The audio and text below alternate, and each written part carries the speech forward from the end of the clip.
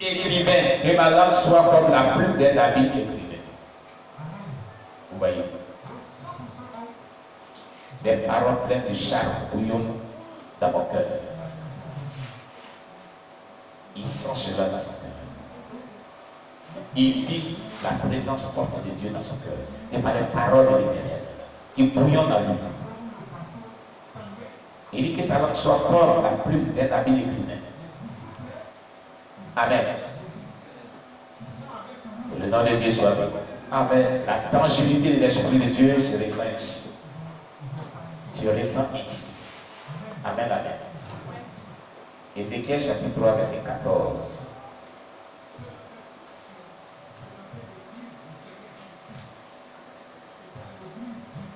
Ézéchiel chapitre 3, verset 14.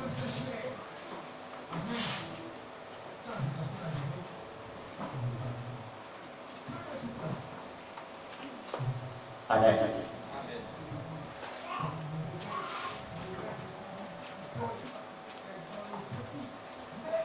L'expérimentation de l'onction. Ézéchiel chapitre 3, verset 14. Oui.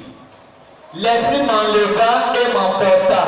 L'Esprit m'enleva et m'emporta. J'allais, irrité et furieux. Et la main de l'Éternel agissait sur moi avec puissance. L'Esprit l'enleva et l'emporta. C'est-à-dire qu'il a expérimenté quelque chose de l'Esprit.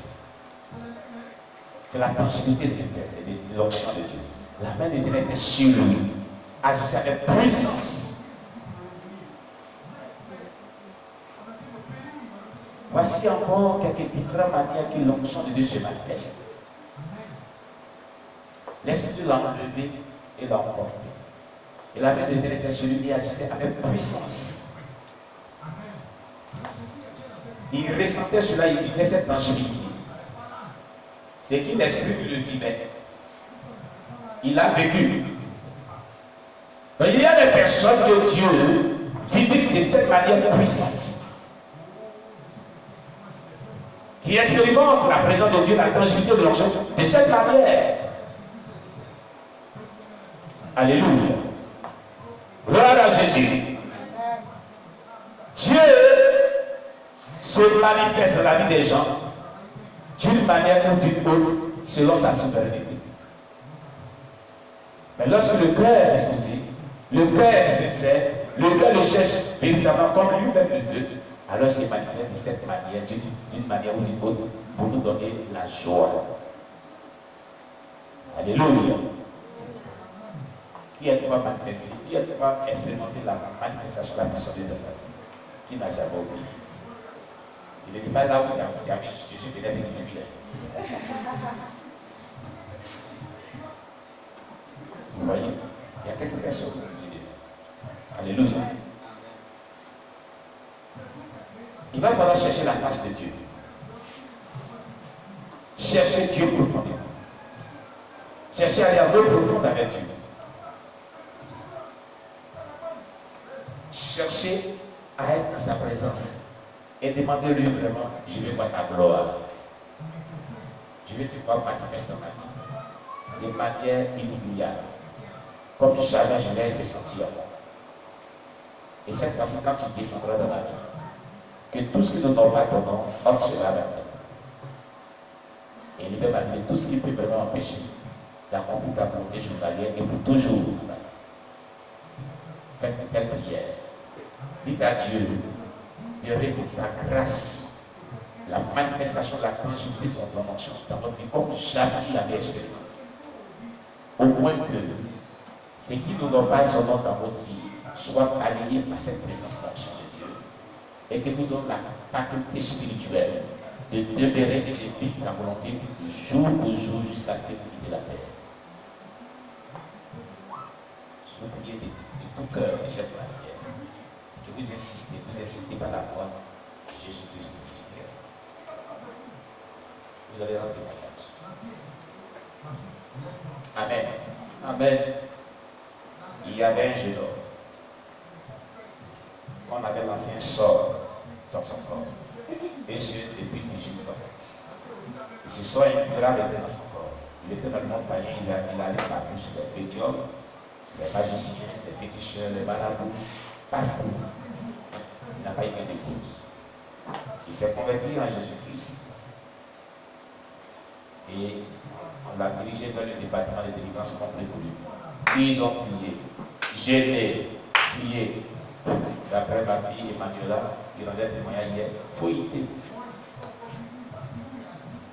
Il a lu la Bible, il a dit dans la Bible que Jésus lui dit que s'il croit en lui, lui aussi va opérer des miracles. Il est mon tien. Moi aujourd'hui, je ne sors pas de cette maison. Tant que tu ne me visites, tu ne me délivres. Il a commencé à prier 6 heures. Il avait un seul sujet de prière, Seigneur, délivre-moi de ce mal dont je suis. Il chante, il prie, il chante, il prie, il chante, il prie. Et c'est le seul sujet de prière. C'est ce qu'on appelle la prière d'importunité. Si tu t'assois, tu ne vas pas dormir, il faut t'asseoir. C'est tes problèmes. Mais si tu dors là, c'est tout. Bien. Il a prié de 6 heures, 7 heures, 8 heures, 9 heures, sans stop. Il prie, quand il est fatigué, il marche. Quand il est fatigué, il s'arrête, il prie. Quand il est fatigué, il marche. Il prie. Quand il est fatigué, il loue le Seigneur. Il revient sur le même sujet de prière. Quand il est fatigué, il s'assoit, mais il ne se couche pas. Il se lève, il se met à genoux, il prie. Le même sujet de prière. Dans la chambre, il priait, il insistait, il priait, il demandait, il priait. De 6 heures jusqu'à 16 heures de l'après-midi. Une forte présence est descendue dans la maison.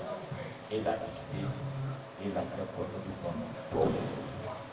Il a senti, là où il y avait le mal, un poids sorti de son corps.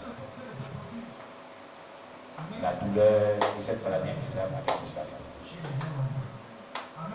Un mal qu'il a traité pendant 18 ans. En essayant des prières personnelles de 6 à 16. Vous savez combien d'heures? Hein? 10 heures, 10 heures. Je l'ai dit. Donc si vous prenez un problème spirituel, de combien d'années, ça peut être résolu pendant des heures de prière intense à la fois. En une journée, ou pendant même 4 heures, un jour, sacrifice sur la vie, c'est moi la vie, je te laisse pas. Soyez jamais de ton temps. Il a saisi, tu dis, tant que tu me bénisses, je ne te laisserai pas. Dieu dit, c'est l'aurore, laisse-le dire, je ne te laisserai pas tant que tu me bénis. Il dit, laisse-moi pas. Il dit, je ne te laisse pas. Tu ne me bénis pas, pas partir. Dieu dit, comment tu t'appelles?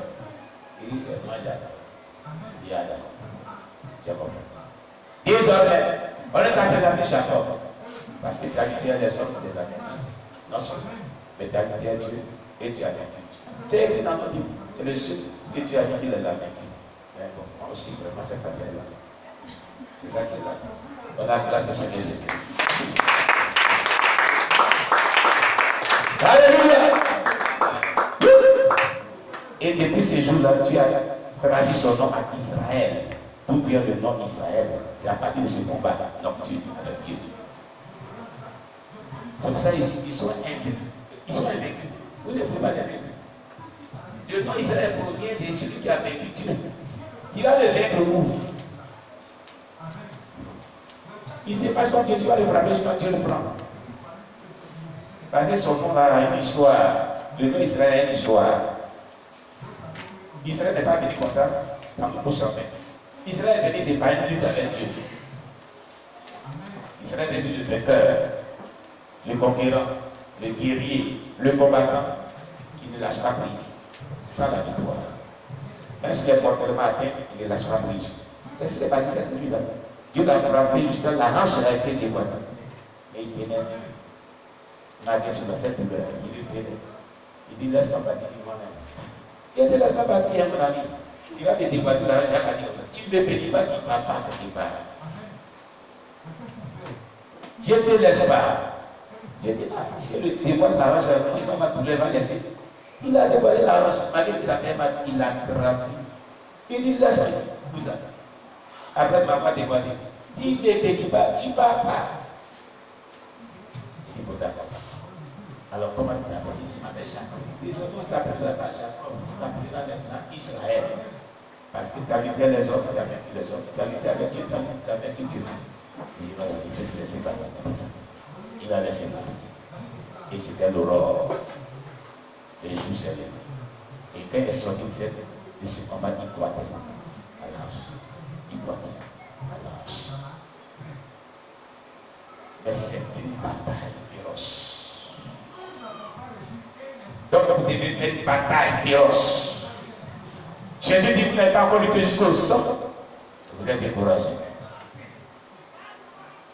Tu dois lutter jusqu'au sang. Maranatha! Il y en a qui sont restés. Acclamez le Seigneur Jésus. Alléluia. Saül, 1 Samuel 10, verset 10. Saül, 1 Samuel chapitre 10, verset 10.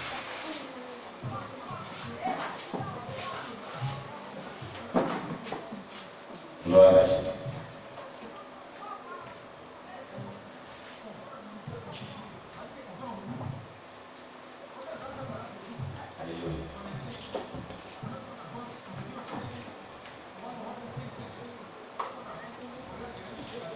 Saül, 1 Samuel 10, verset 10.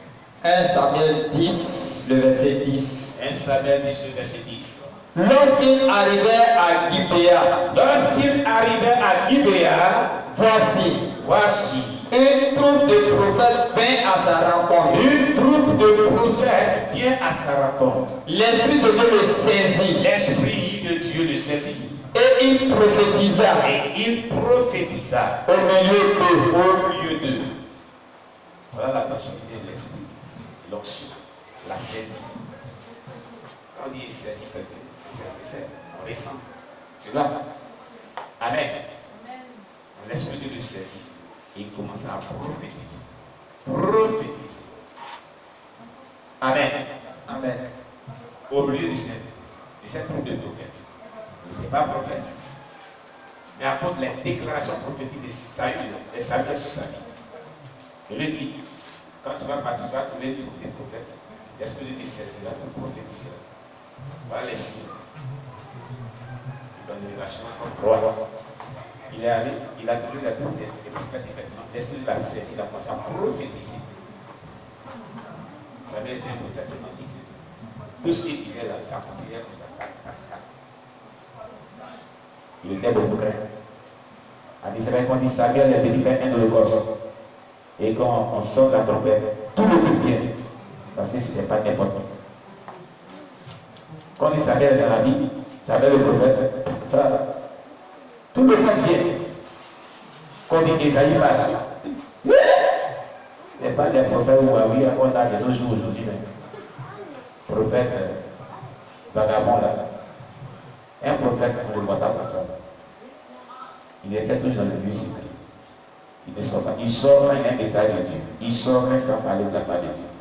Mais comme il y a le prophétisme sous l'ancienne alliance, il y a le prophétisme sous la nouvelle alliance qui est différent. Donc c'est pourquoi on peut voir aujourd'hui des prophètes qui se baladent partout. Amen.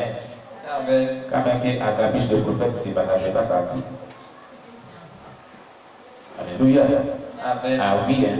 C'est ce qu'on doit comprendre. On acclame le Seigneur Jésus-Christ. Nous allons nous arrêter ici. La suite de ce réveil des messages aura lieu dimanche prochain. Amen. Avant de terminer ce chapitre 4. Et le chapitre 5, nous verrons la substance de l'onction. La substance de l'onction. Dieu nous bénit. Nous allons baisser la tête, on va prier en fonction de ce qu'on vient de recevoir comme message. Prions donc le Seigneur Jésus-Christ. Merci Jésus-Christ Nazareth. Toi le roi des cieux, toi le Dieu tout-puissant. Je te loue, je te rends toute la gloire pour ta parole que nous venons d'écouter. Ta parole qui est vie et esprit, mais la source de restauration de notre foi. Donne-nous la capacité surnaturelle de pouvoir la pratiquer, de pouvoir la vivre, mon Dieu, mon roi.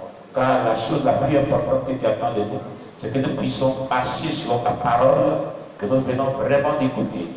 Merci Jésus. Béni soit-il ton nom, notre Dieu. À toi la gloire, à toi la louange, à toi la magnificence, Saint-Esprit de Dieu. Au nom de Jésus-Christ. Amen. Uni, Samba, Golo, Yesu, Uni, Samba, Golo, Yesu, Uni, Samba.